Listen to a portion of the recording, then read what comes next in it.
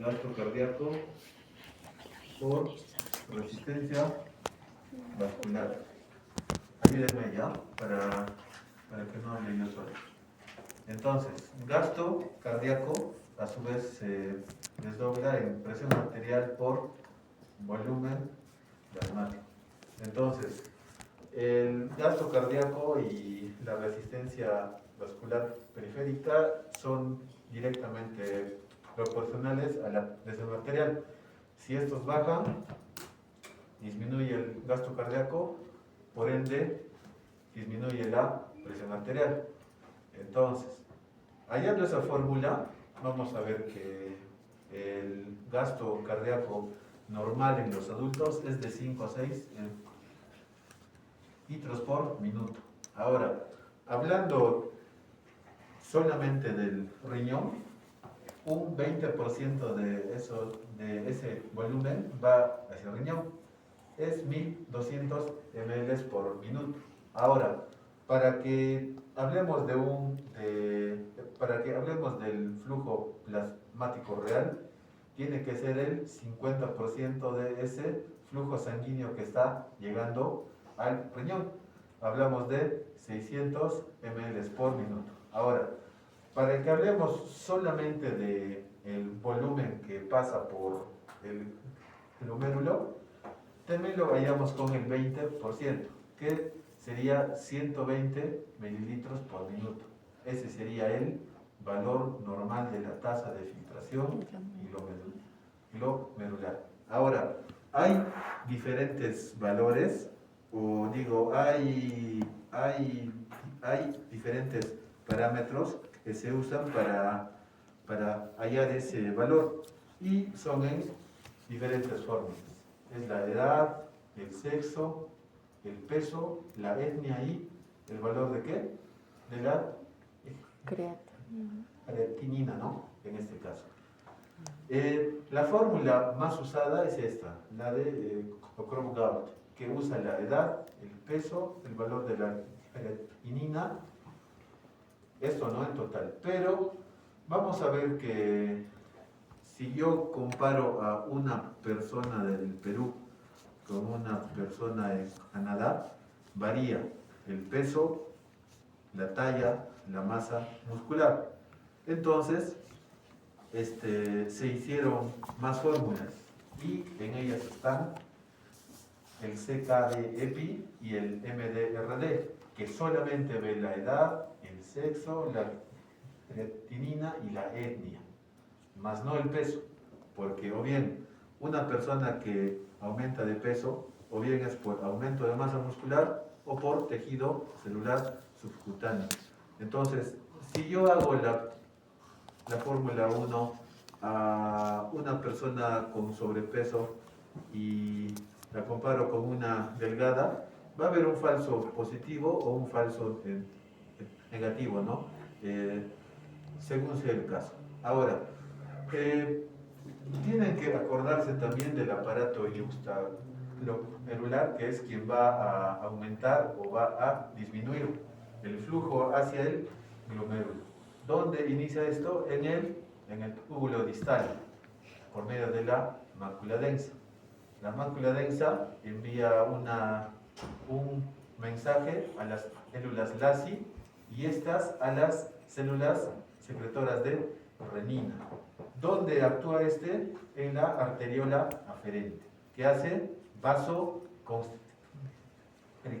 en este caso? Miren, la renina actúa en esta arteria, ¿ya? Entonces, vamos a ver que esta arteria o bien hace vasoconstricción o bien vasodilatación. Entonces, la renina actúa aumentando o disminuyendo la presión arterial, lo que hace que llegue o bien mayor cantidad de sangre o menor cantidad de sangre por el glomérulo, ¿ya? Cuando hay vasoconstricción es porque actúa la molécula llamada la endotelina y el péptido natriurético auricular. Pero cuando hay vasodilatación es el óxido nítrico, ¿ya? Entonces, cuando hay vasodilatación, vamos a ver que va a disminuir la presión arterial y nos ayuda la angiotensina 2. ¿Ya? Vamos más adelante. Entonces, cuando yo vea la nefrona, debo de reconocer algunas zonas en cuanto a la absorción, ¿no?, de algunos elementos. Principalmente, viendo al túbulo contorneado proximal, se sabe que este absorbe un 80% de estas moléculas. El sodio, aminoácido, la glucosa y el fosfato, con ayuda del bicarbonato. Ahora, si me voy al asa de Henle, este absorbe agua y sodio, magnesio y yodo. ¿Cuál es la bomba que ayuda acá? El sodio, potasio, 2-hexaloro. ¿Ya? Ahora, si me voy al túbulo distal, como ya hemos hablado, aquí se encuentra la mácula densa. Este ayuda con la renina a aumentar o a disminuir el flujo sanguíneo hacia el glomérulo. Por ende, este es un elemento importante en la tasa de filtración glomerular. Este absorbe calcio, sodio y cloro, ¿no? Con la bomba que salen dos sodios y entra un calcio. Ahora nos vamos al túbulo colector, pero son dos, el cortical y el medular. Aquí vamos a ver algo importante, porque en el túbulo colector cortical es en donde se absorbe sodio, pero se elimina ion potasio, ion H, con ayuda de la aldosterona. Acuérdense, aldosterona al final acaba en Na, el signo del sodio. ¿Ya? Ahora nos vamos al túbulo colector medular, que es quien absorbe el agua por la apertura de las apoporinas 2, con ayuda de la ADH, de la hormona antidiurética. Entonces, si quieren asociar algunos fármacos de tipo diurético a estos túbulos, los hacemos de esta forma. Si es que yo quiero usar un diurético que solamente actúe en el túbulo colector proximal, uso la acetazolamida. ¿Qué hace esta acetazolamida? Inhibe la absorción del bicarbonato. Si no hay bicarbonato, no se absorbe agua, cloro, potasio ni sodio. ¿Ya? Ahora nos vamos al asa de Henle y al túbulo contorneado distal. En esta se hallan los diuréticos de tipo diacida. En el asa de Henle inhibe la bomba, sodio, potasio, 2-hexaloro, pero en el túbulo contorneado distal inhibe el transportador de sodio hexaloro, ¿no? En este caso. Lo mismo para el túbulo colector cortical. Son diuréticos que inhiben a la aldosterona. Aquí está la espironolactona, amiloride y triamterene. ¿Qué hacen estos? Inhiben la absorción de sodio, pero si no hay absorción de sodio y se elimina, ¿cuál es la molécula que aumenta? El potasio. Por eso son llamados ahorradores de potasio, porque inhiben a la aldosterona o al canal sodio y por ende aumenta el potasio. Vamos a la analogía siguiente. Si es que funciona bien la aldosterona, absorbo sodio, pero elimino potasio por la orina. Si es que no funciona la aldosterona, ya no absorbe sodio y se elimina por la orina, pero por un efecto aumenta el potasio y el hidrógeno en este caso. ¿Ya? Lo mismo es para el túbulo colector medular. Hay un fármaco que actúa a nivel de las apoporinas y es el olbaptano. ¿Ya? Entonces, el riñón sano elimina estas moléculas. Tengo riñón sano. Por ende, tengo la orina y la sangre. Por la orina tengo que eliminar el BUN, ¿ya? El ácido úrico, y la creatinina. Estos tengo que eliminarlos. Por ende, si es que estos están aumentados en la orina, es porque los estoy eliminando bien. Y en la sangre va a estar normal o bajo. Pero ¿qué pasa cuando este riñón está enfermo? No funciona. No elimino esto. Por ende, estos disminuyen. Porque no los estoy eliminando en la orina y en la sangre se retienen y aumentan. Al aumento de estos elementos en sangre se llama hiperazoemia. Entonces, con ese leve concepto, vamos a ver es el BUN. El BUN es un elemento que nos va a indicar que está funcionando bien el hígado, o sea, un adecuado funcionamiento de tipo metabólico. Es una función. Y la segunda función es que el riñón lo está eliminando por la orina. O sea, está normal o alto y en la sangre está normal o bajo. Eso es un individuo sano. Pero ¿qué pasa cuando el riñón no elimina esto por la orina? Se acumula en la sangre, ¿ya? En la sangre se acumula. Entonces, cuando veamos los valores, son estos. Tienen que entender que algunas bibliografías y laboratorios siempre tienen cierto tipo de variaciones según la maquinaria o el reactivo.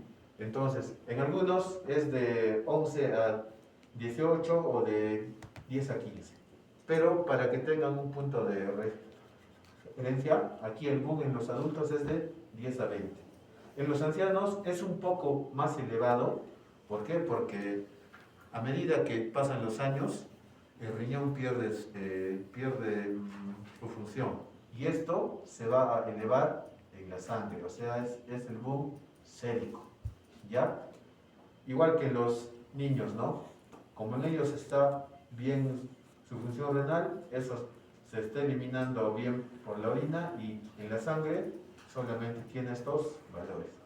¿Qué pasa cuando estos valores aumentan en la sangre? Se llama hiperazoemia. Y debemos de diferenciarlos de estas causas.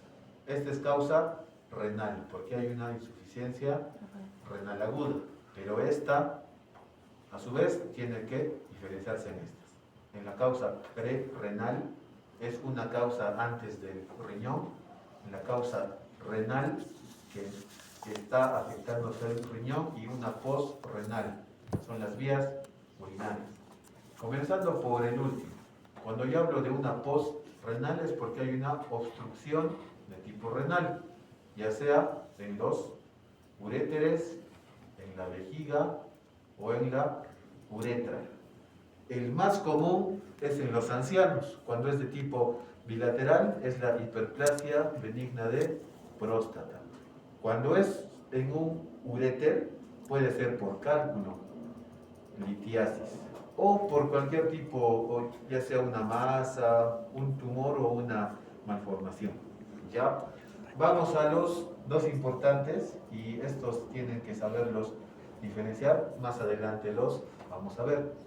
Cuando yo hablo de uno renal es porque está afectando directamente al riñón, ya sea una enfermedad autoinmune o de tipo insuficiencia.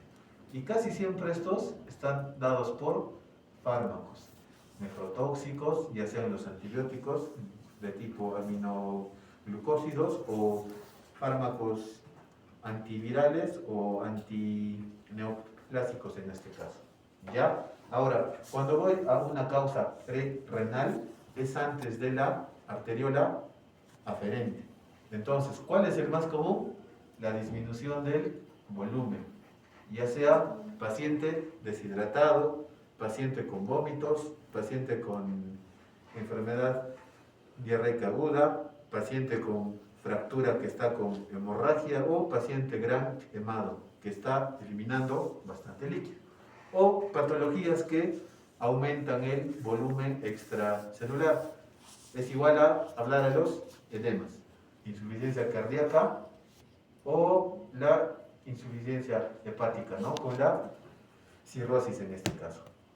¿Alguien se le imagina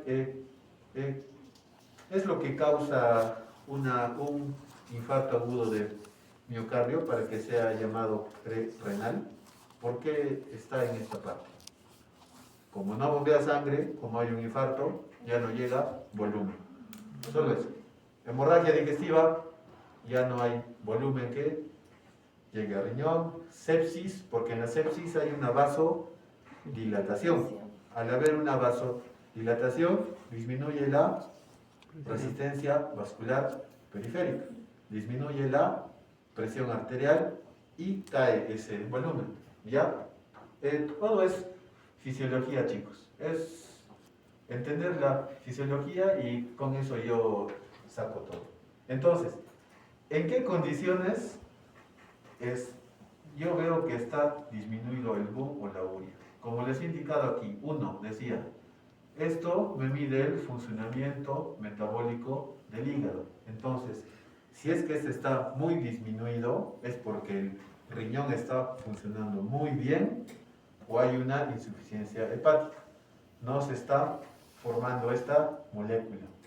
SIA, secreción inadecuada de hormona antidiurética, mala absorción o el mismo embarazo.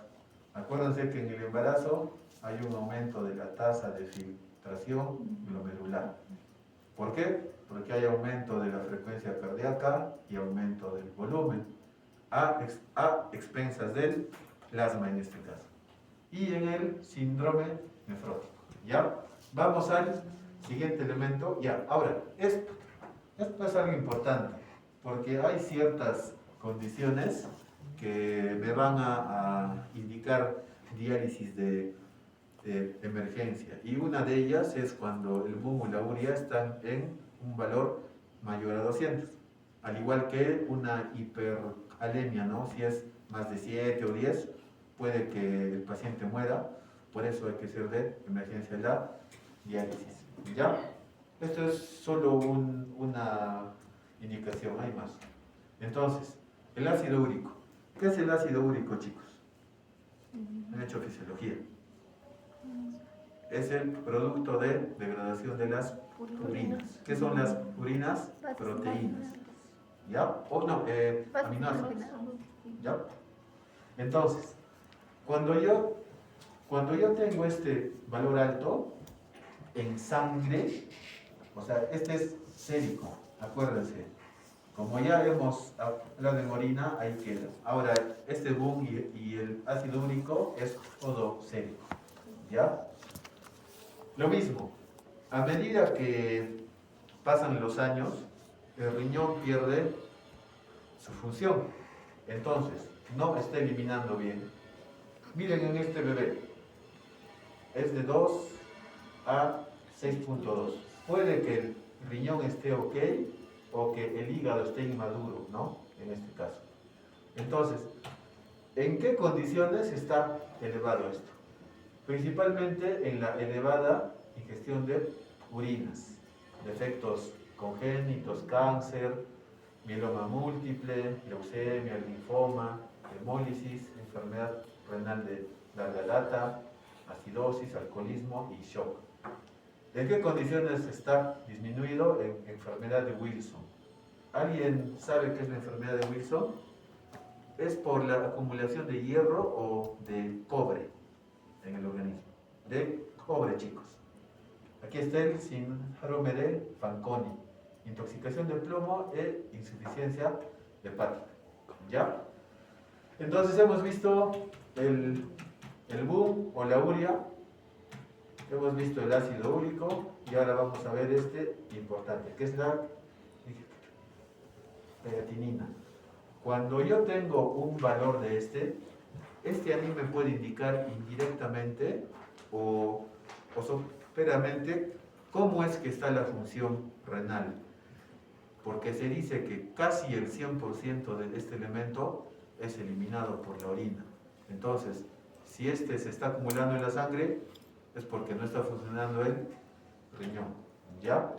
Entonces, ¿en qué patologías está elevado? En patologías que me causen un daño renal, glomerulonefritis, pielonefritis, una necrosis tubular aguda, que es una insuficiencia renal aguda de tipo renal, rhabdomiólisis, acumulación de mioglobina o hemoglobina en el glomérulo, acromegalia y gigantismo. ¿Por qué estoy separando estos dos? ¿Cuál es la base fisiológica de que estos me eleven el nivel de creatinina? Acromegalia, ¿qué es? Secreción inadecuada o exagerada de la GH, pero en los adultos, y el gigantismo en los niños. Entonces va a haber masa muscular, pero a la vez la GH aumenta la tasa de filtración glomerular, lo que hace que el riñón elimine con más frecuencia esto, ¿no? ¿En qué patologías ha disminuido? En disminución de masa muscular en ancianos, enfermedad hepática grave o dietas bajas en proteína. Como se observa, mientras la persona sea mayor, aumenta el valor en sangre. Acuérdense que este también es en sangre, sérico. ¿Por qué? Porque el riñón no está funcionando bien y no está eliminando la cantidad que debería eliminar. En comparación de un niño de 10 años que está excelente el riñón, está eliminando bien y solamente esto está en la sangre, pero un adulto de 61 años ya está elevado, ¿no? Esto me está indicando que el riñón está funcionando mal porque envejece, ¿ya? Entonces, con la depuración de la creatinina, yo puedo medir algo importante, que es la tasa de filtración glomerular, ¿ya? Como les he indicado, hemos visto que el gasto cardíaco envía sangre ¿a dónde? Al riñón. De un porcentaje pasa con la tasa de filtración renal, ¿no? Y de un 20% es la tasa glomerular. Y es 120 mililitros por minuto. Algunas bibliografías aumentan esto, ¿ya? Y otras disminuyen. Pero yo les aconsejo que se queden con el 120, que es el usual, el normal. A medida que pasan los años, esto va disminuyendo por la edad. Y si es que este está disminuyendo mucho, a razón de la edad, es porque hay una patología. ¿Cuáles son las principales patologías que me disminuyen la función renal? Diabetes mellitus y la hipertensión. Pero si yo quiero hablar de patologías netamente del riñón, están las glomerulopatías, ¿ya? Entonces, viendo esto, ¿cómo yo hallo la tasa de filtración glomerular? Con las fórmulas que hemos visto al inicio, ¿ya? Entonces, ¿en qué condiciones está elevado?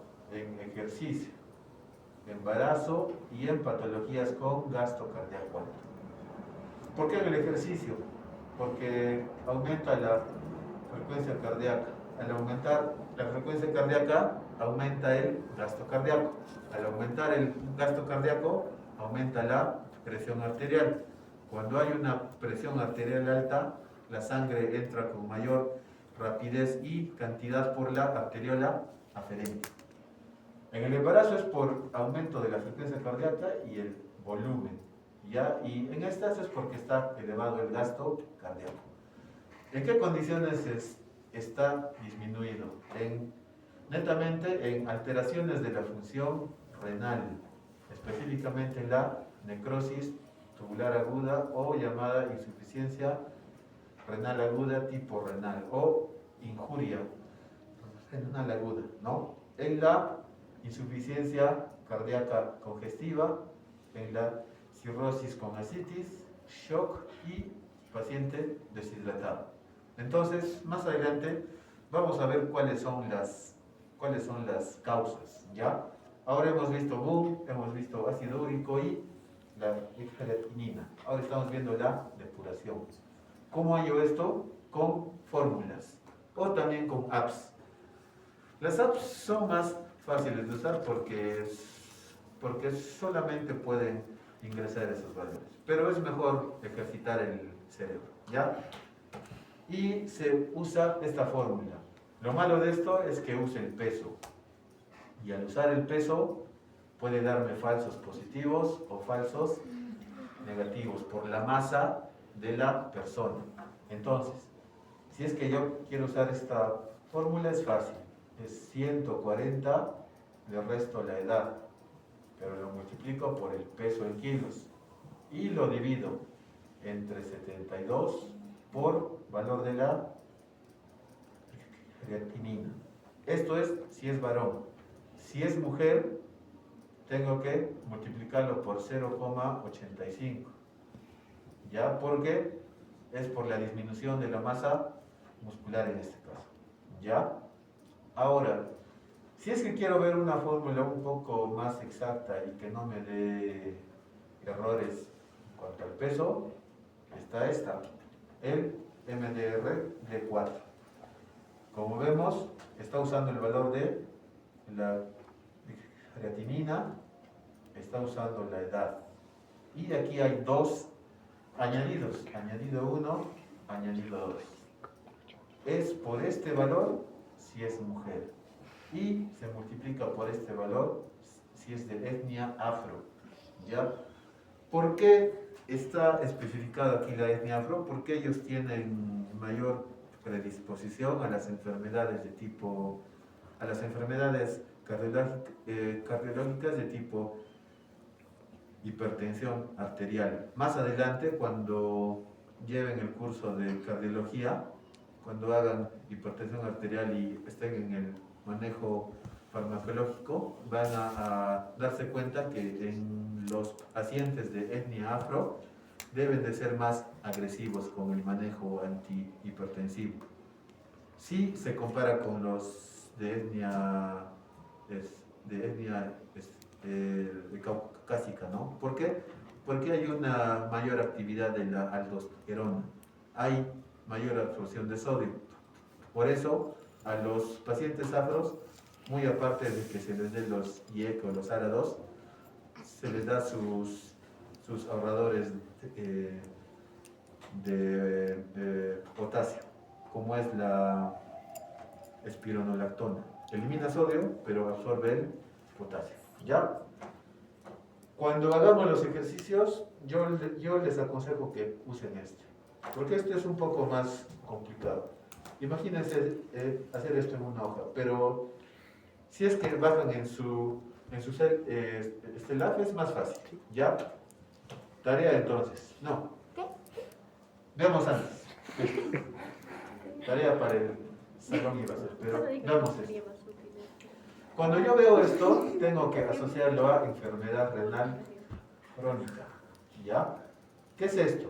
Es la disminución de la tasa de filtración glomerular, pero esta disminución tiene que estar constante en el tiempo, debe de estar bajo, por lo menos esta cantidad en meses. ¿Qué pasa si yo tengo un individuo A y su tasa de filtración glomerular está muy baja, pero esto solamente es por 5 días? Desde el 6º día vuelve a la normalidad. Entonces no es una enfermedad renal crónica, ¿no? Es una injuria renal aguda, porque ha vuelto a la normalidad su función renal. Pero, ¿cómo es esto de acá? Vamos a usar la regla de los 15, ¿ya? Este es el más fácil. Entonces acá le pongo 15, 15. 15 más 15, 30. Más 15, 45. Más 15, 60.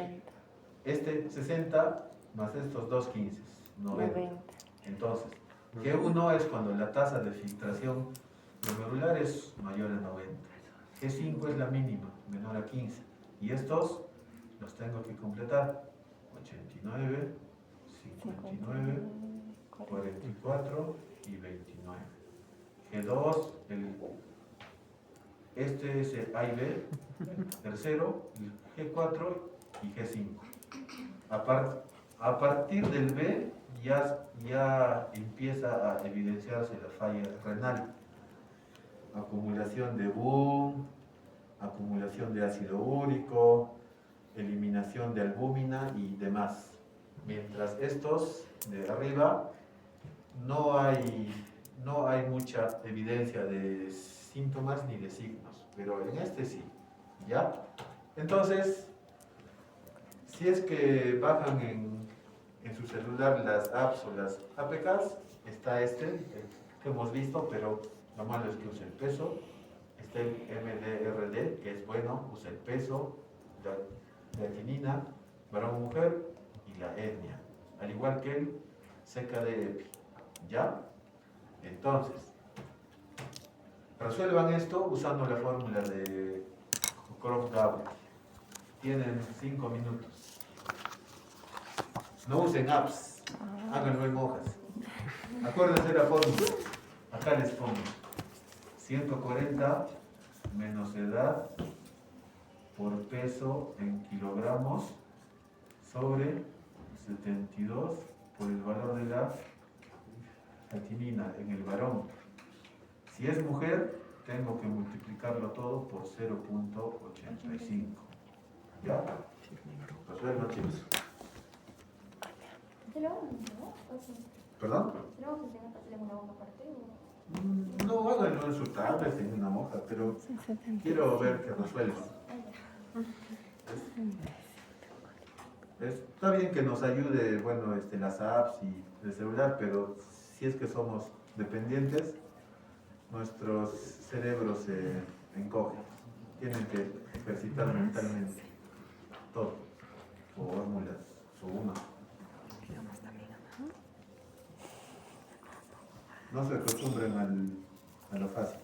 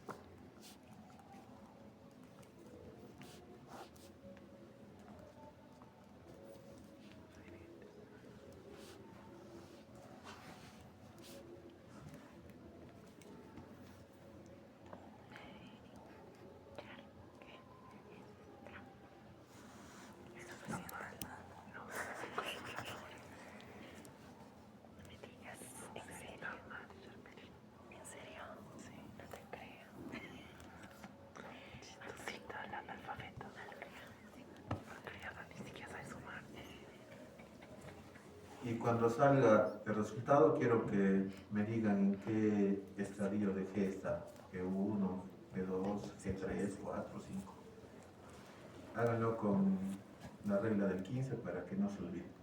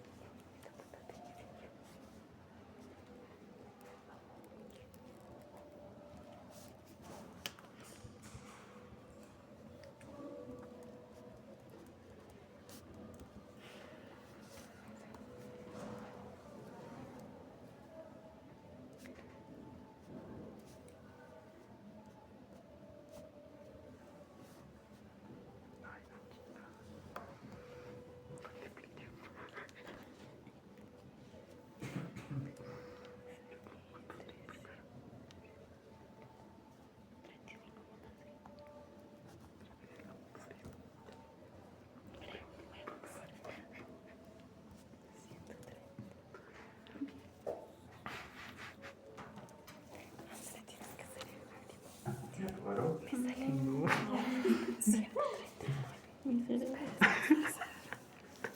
No puedo creerlo, de verdad.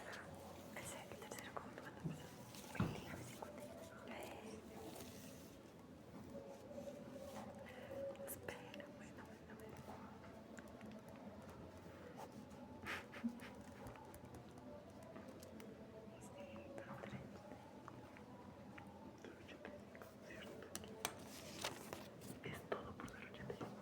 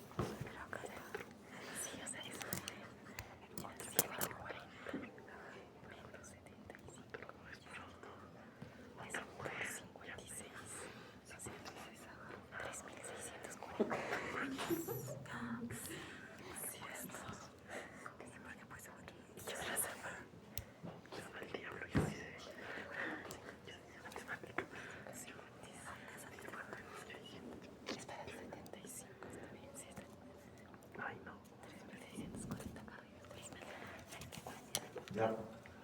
En la 1 sale cuánto. 27. ¿Cuánto? 35.6. No vale. Sí, vale. A No ver, vale. Eso es la calculadora. No vale. Sí, vale. O sea que, pero 35.6. ya, ¿y en qué estadio está? G3B, G3. Ya, en el 2. 61 ¿No? punto. 140 menos 86. 61.8, ¿no? 17.7. ¿Cuánto? Sí, es diferente el área. Los ejercicios ahí son diferentes al área. ¿Cómo? En la siguiente, así va a venir en el examen, ¿ah? Es 17. No sé qué era, Pau. ¿Qué cosa es diferente? No entiendo. No. Es calculadora. Y tiene calculadora. Yo he hecho lo de allá. Se ha equivocado con el calculador. Vas a resolver. ¿Quién? Charmely. Sí, yo quiero.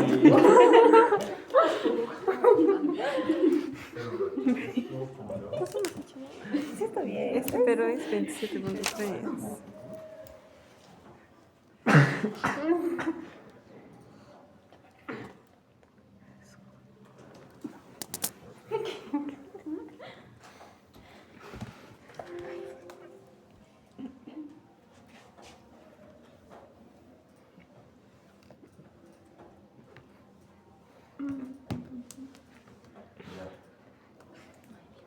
Ya sabes. El 1. No, mejor el último.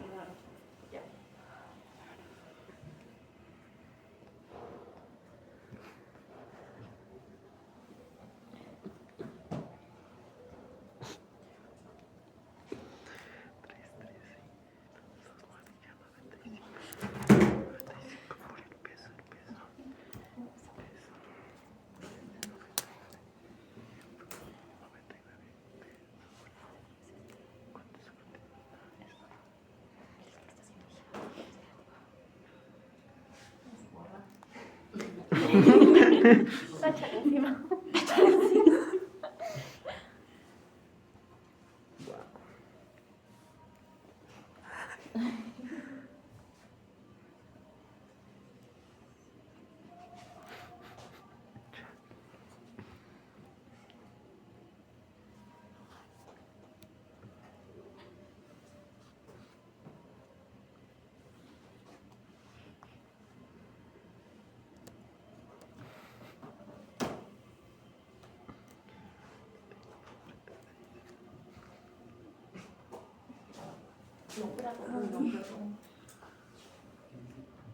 Pesa 99 y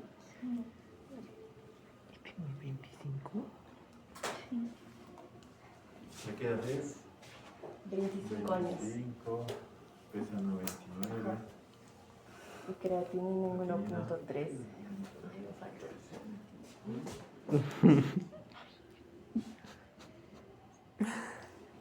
Muy elevado está, ¿no? Sí. ¿Qué pasa si ese chico tiene diabetes mellitus 2, obesidad?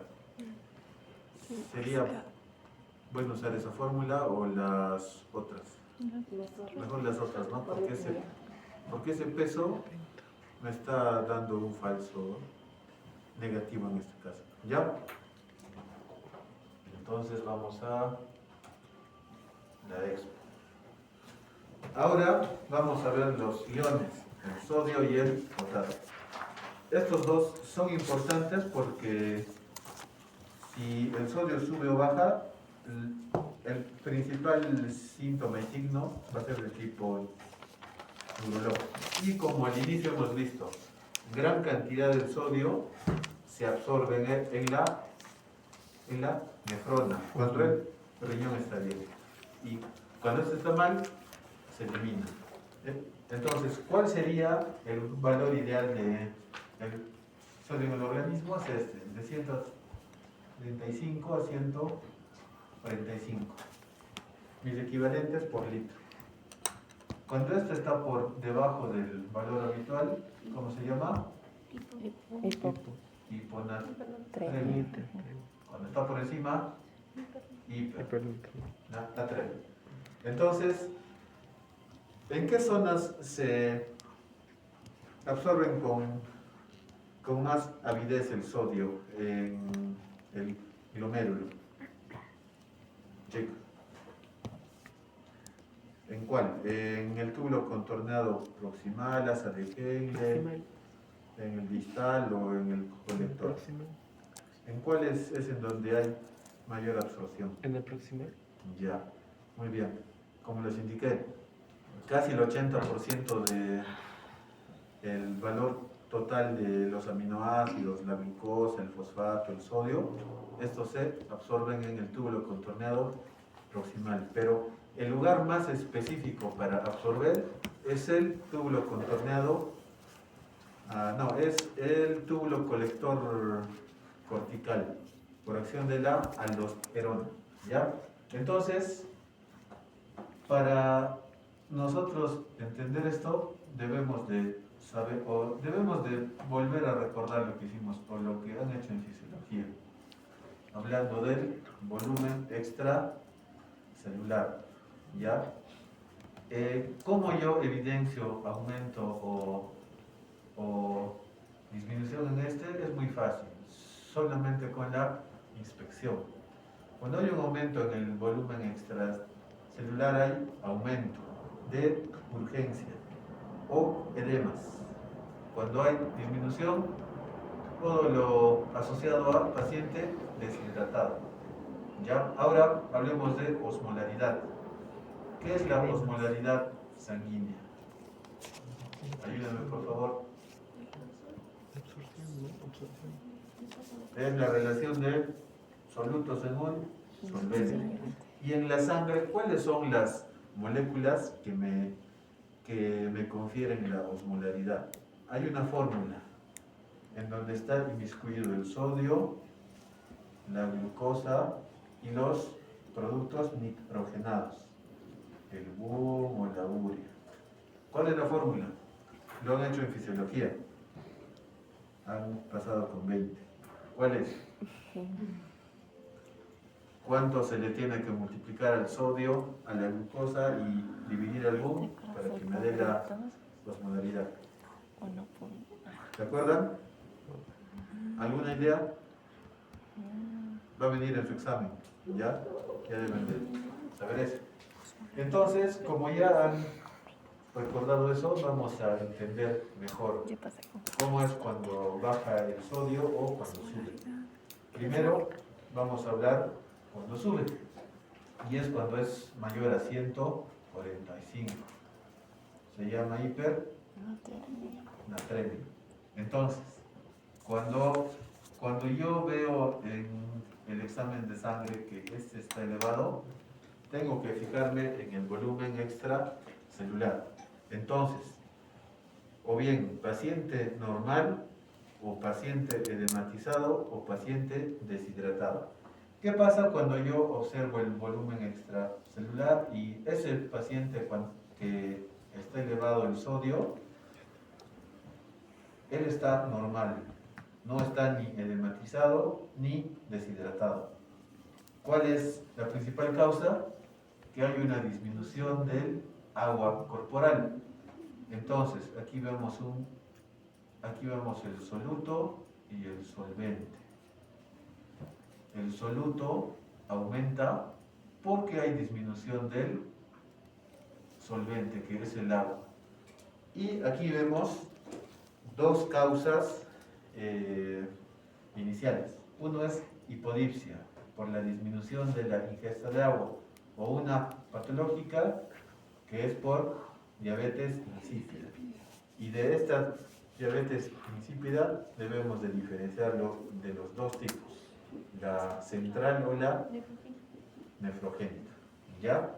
Ahora, cuando yo sigo observando cómo está el volumen extracelular y este está evidencia que es un paciente deshidratado, es que es una pérdida mixta. Tanto agua como sodio están siendo eliminados, pero en mayor cantidad el agua. ¿Ya? Entonces, cuando hay una disminución del volumen extracelular, tengo que obligatoriamente medir el sodio urinario. Aquí está. Este es el sodio sérico, o en plasma, o en sangre. Entonces, en este, que el volumen extracelular está bajo, pérdida mixta, pero en mayor cantidad del agua. Entonces, tengo que ver si es de tipo extrarrenal o renal, con la eliminación de sodio. Si el sodio urinario está en menos de 15 milequivalentes por litro, me indica que el riñón está funcionando bien, está absorbiendo el sodio. Entonces es una causa extracelular, extrarrenal, pérdidas gastrointestinales, náuseas, vómitos, diarreas, paciente deshidratado, hemorragia y demás. Ya es porque está disminuyendo el volumen. Entonces, cuando el sodio urinario está mayor a 15, es porque sí hay una injuria renal. Y casi siempre este está asociado, ¿no?, a problemas en la función específicamente. Ahora, ¿qué pasa si yo observo el volumen extracelular y este está edematizado? Es porque hay una ganancia mixta, tanto de sodio como de agua, pero en mayor cantidad de sodio. ¿Y cómo yo aumento la cantidad de sodio en el organismo? Por ingesta y por reabsorción. ¿Cómo es por ingesta? En los pacientes que se ahogan, ¿no? Ingesta de agua de mar. Pero si es que o por infusiones de tipo hipertónicas.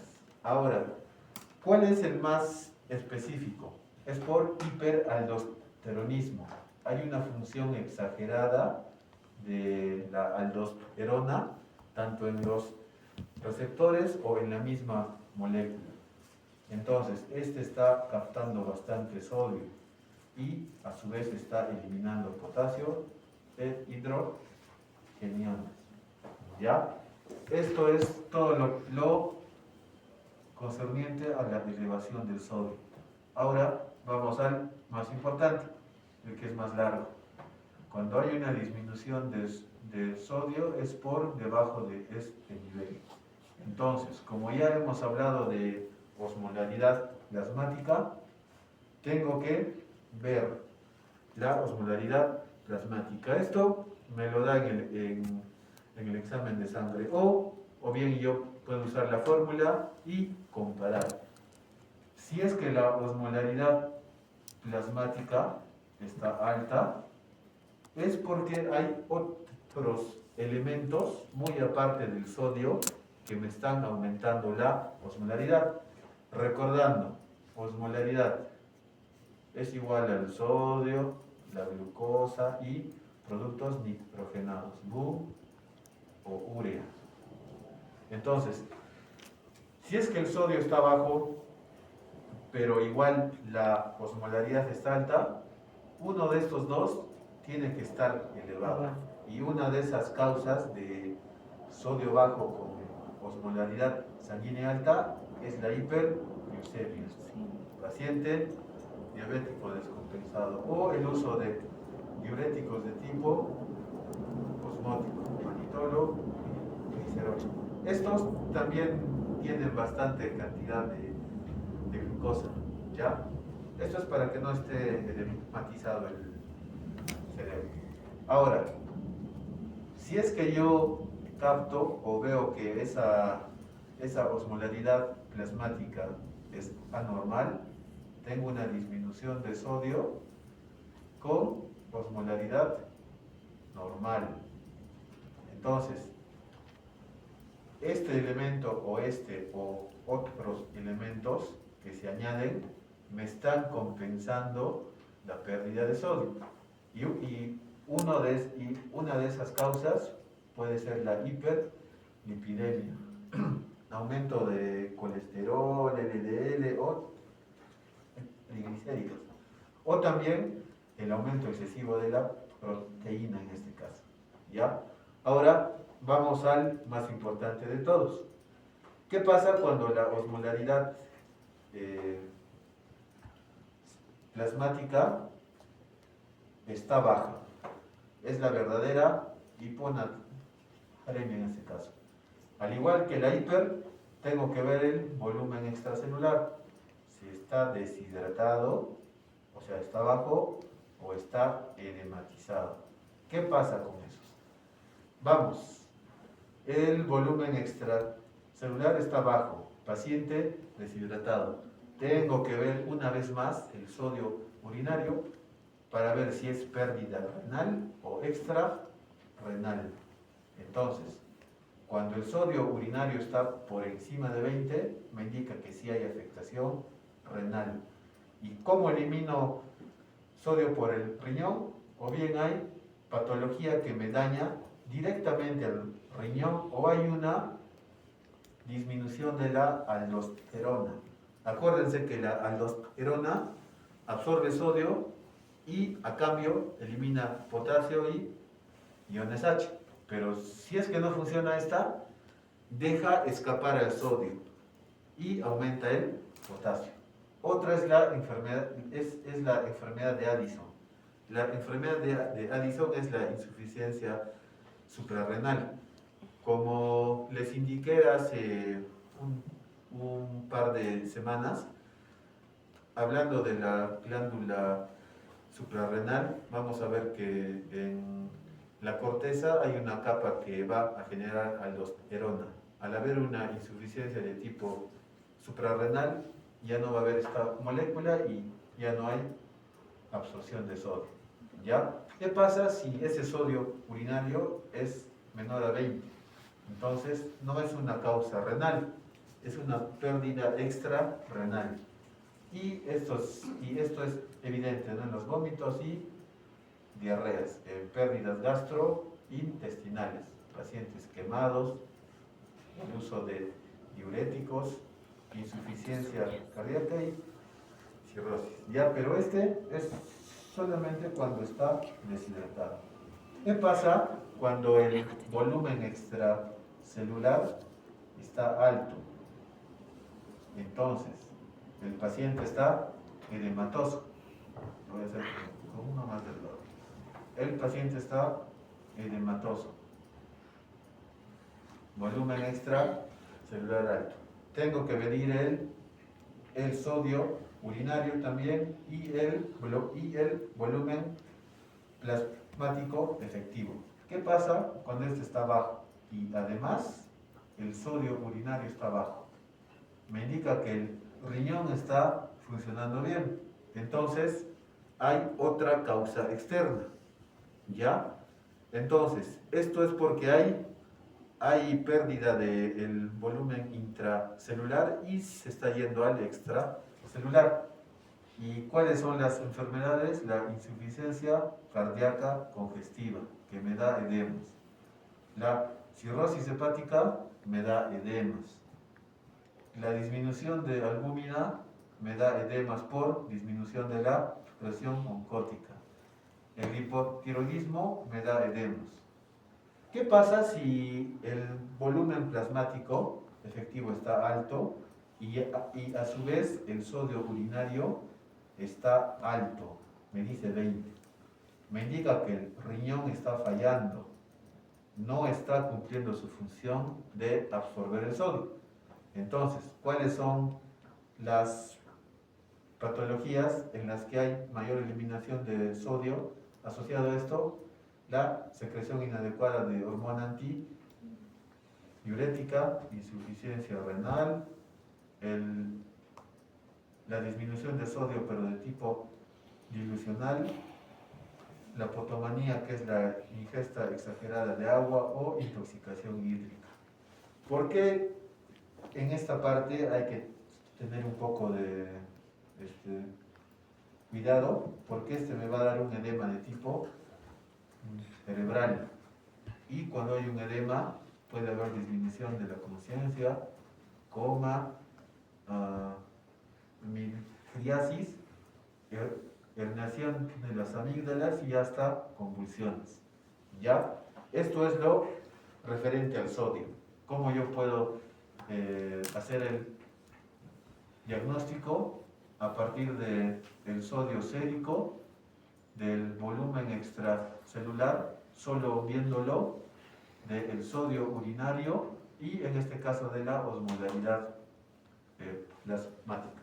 ¿Ya? No es muy difícil, pero les aconsejo que repasen este algoritmo porque van a verlo en emergencias, en nefrología y quizás en endocrino. Ahora nos vamos al otro ion importante, es el potasio. Y este es el valor límite, de 3.5 hasta 4.5.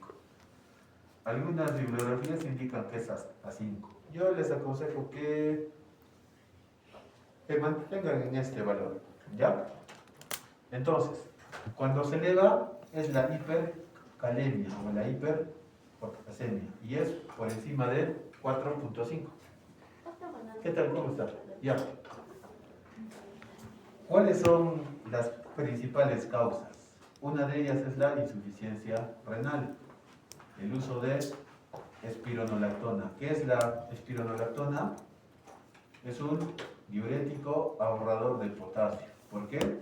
Porque inhibe a la aldosterona. ¿Cuál es la función de la aldosterona? Absorción de sodio y eliminación de potasio. ¿Qué pasa cuando inhibo esta molécula? Se absorbe el potasio y se elimina el sodio. Entonces hay una hiperpotasemia. Al igual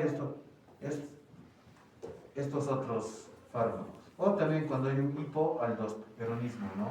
No hay una adecuada función porque los receptores del túbulo distal cortical no funcionan. ¿Cómo yo me doy cuenta en el EKG que hay una hiperpotasemia? Porque las ondas TES son picudas pero simétricas, ¿ya? Ondas T picudas simétricas. El segmento PR y el segmento QT se van a ensanchar.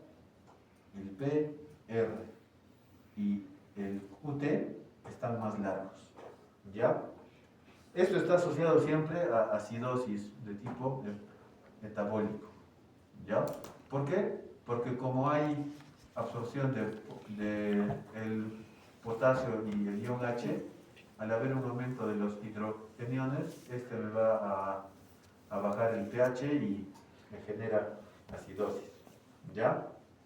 Bueno, es así, ¿no? Es el potencial de hidrogeniones a mayor, no es así, es el potencial de hidrogeniones.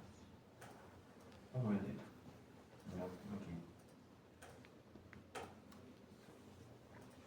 Entonces, si hay un aumento en los hidrogeniones, va a haber una disminución de pH, o sea, un pH ácido. ¿Ya? Por eso hay acidosis metabólica. Ahora nos vamos a la disminución del potasio, la hipopotasemia.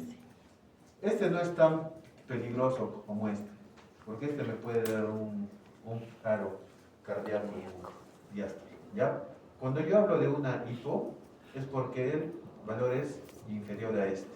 Y casi siempre hay afección del músculo liso, esquelético y el cardíaco.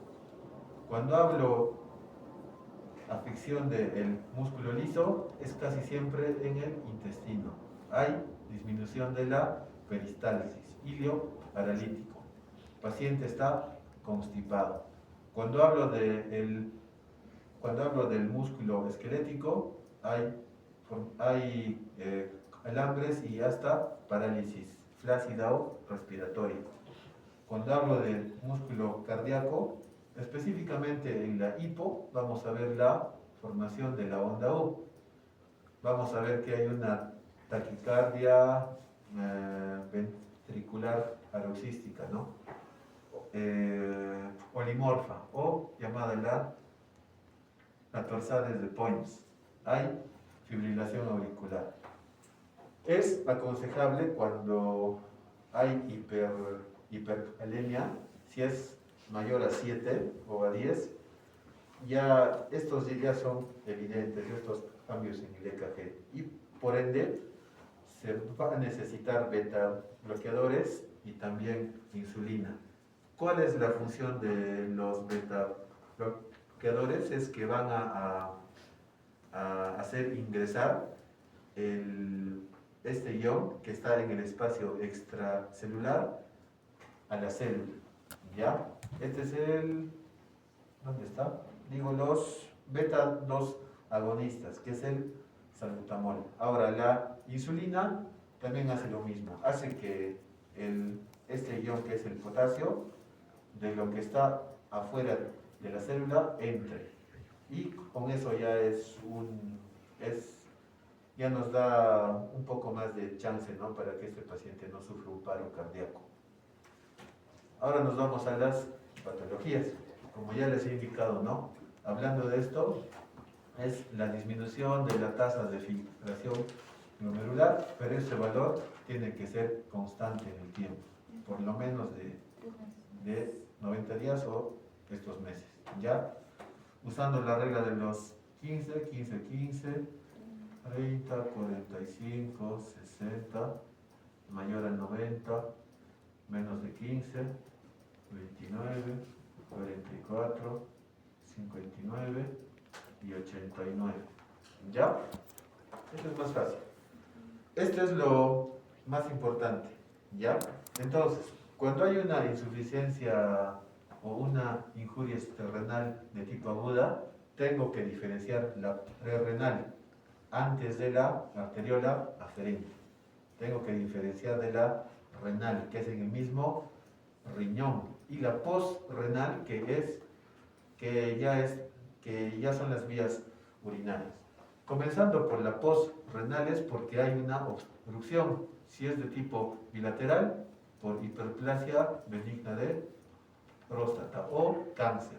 Si es unilateral en un uréter, posiblemente sea por un cálculo. Aquí no hay ningún cambio en el examen de orina, en la osmolaridad y demás. Ya es más simple. Pero esto sí. Si yo quiero hablar de una prerrenal, ¿cuál es la principal causa? Es la hipovolemia, la disminución del volumen. Paciente deshidratado con hemorragia o edemas. O la disminución del gasto cardíaco, una vasodilatación generalizada en sepsis, una vasoconstricción en la arteriola aferente. Todo esto es por disminución del flujo, por pérdida de volumen. Ahora, si yo quiero hablar de una ira renal, es porque hay lesión. El riñón ya se daña. Entonces, vamos a ver una lesión tubular y una obstrucción intratubular, en este caso. La directa, vamos a ver que es una isquémica, o sea, es una consecuencia de esta. Digamos, yo tengo un paciente deshidratado, es un niño, por más de 5 días. Y la mamá o al área que fue, jamás le han dado líquidos ni nada de eso.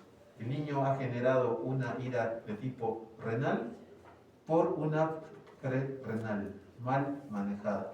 Ahora, también hablamos de una tóxica, porque es por hemoglobina, mioglobina o el más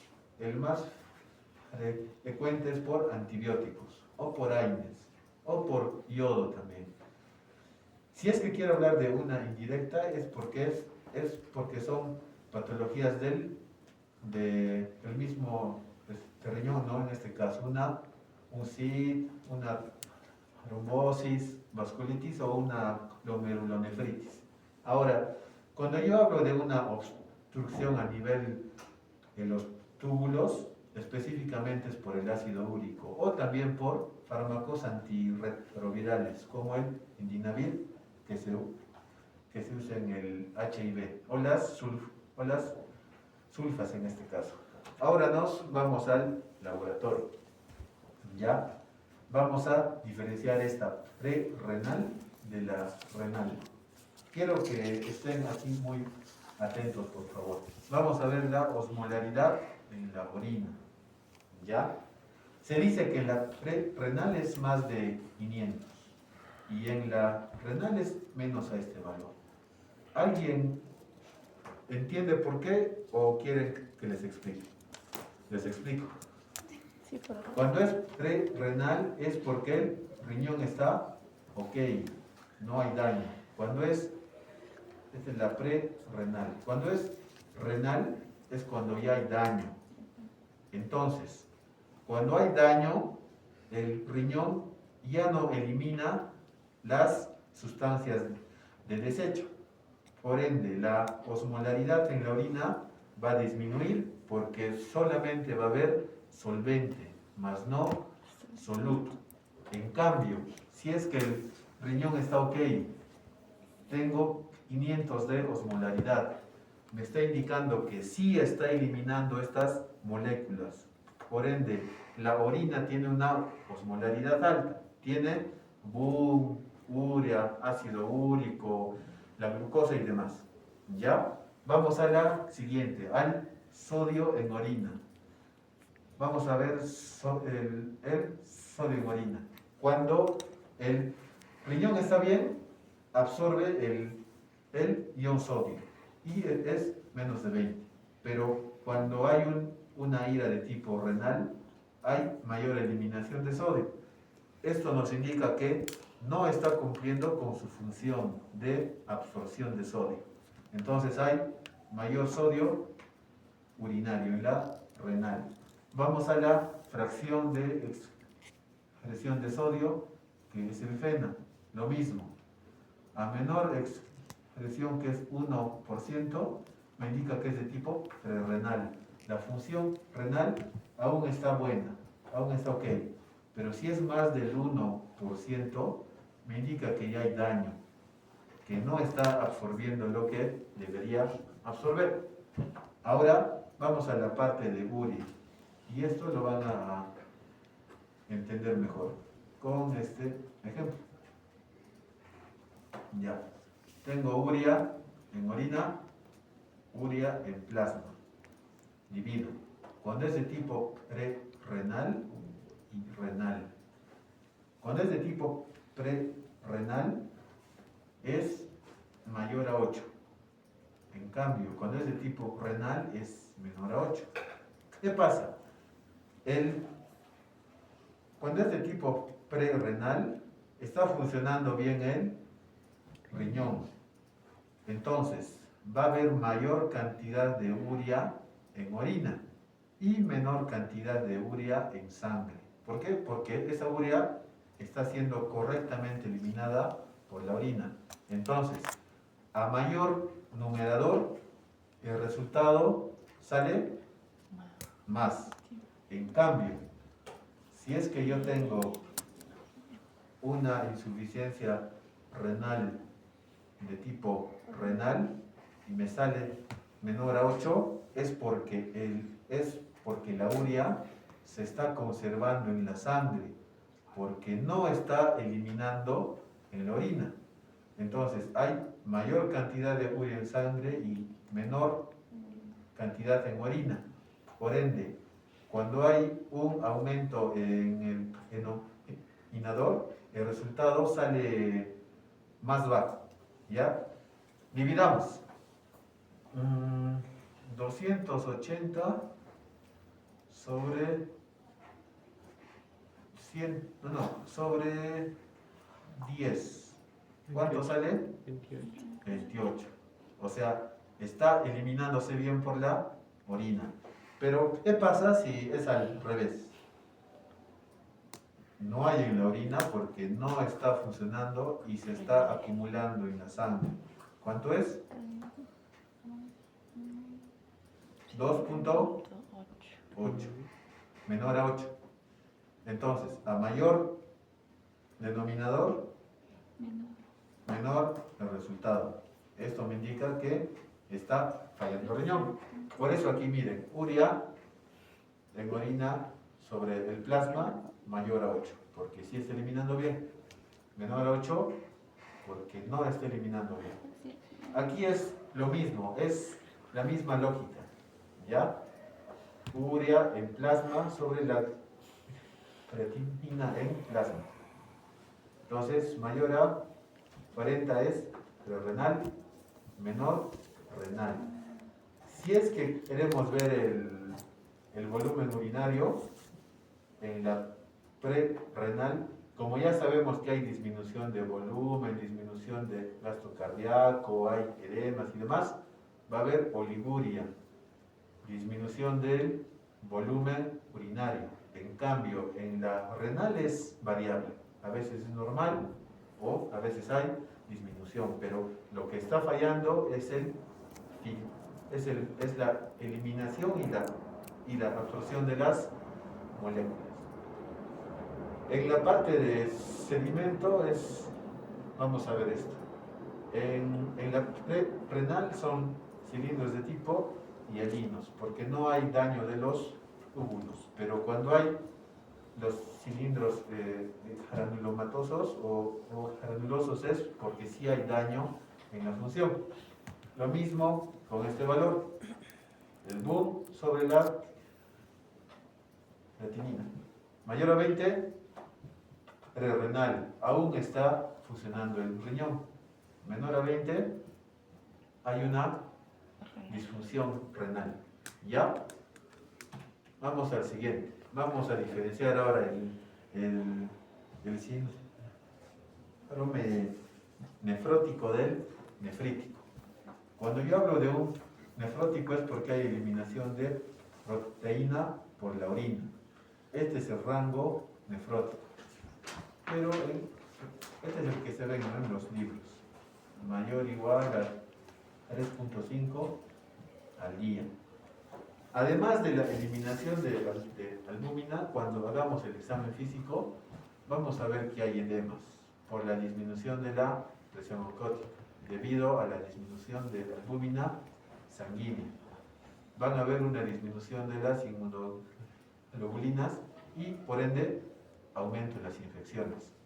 Va a haber un riesgo aumentado de coágulos, ¿no? Porque va a haber un déficit en la antitrombina.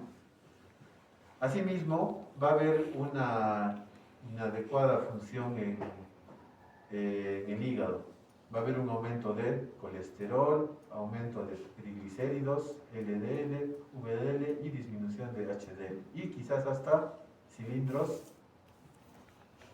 grasos, ¿no? En esta parte. En el niño, lo más común es la glomerulonefritis por cambios mínimos. ¿Dónde está el lápiz? Lo más común en el niño es glomerulonefritis por cambios mínimos. En el adulto, si es que se biopsia, es la membranosa. Pero si es que no se biopsia, tengo que inferir que es por diabetes.